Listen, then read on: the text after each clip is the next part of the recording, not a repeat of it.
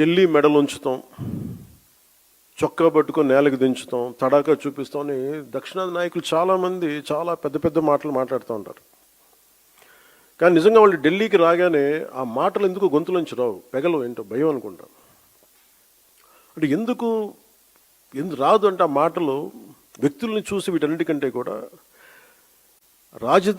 ఢిల్లీ రాజధాని చూసిన ఆ విశిష్టత, ఇక్కడున్న విశిష్టత, ఢిల్లీ అనేది ఒక వ్యక్తుల గురించి కాదు, అది చేసిన త్యాగాల గురించి. 140 కోట్ల మంది ప్రజలను సురక్షితంగా ఉంచడానికి, పరిపాలించడానికి నిరంతరం పోరాడుతున్న ఎన్నో నిబద్ధత కలిగిన సంస్థలు, అది న్యాయ వ్యవస్థలు కావచ్చు, రాజకీయ వ్యవస్థలు కావచ్చు, అడ్మినిస్ట్రేటివ్ వ్యవస్థలు కావచ్చు, డిఫెన్స్ వ్యవస్థలు కావచ్చు, ఇవన్నీ దగ్గరుండి చూసినప్పుడు మనకు అలాంటి మాటలు పెగలవు.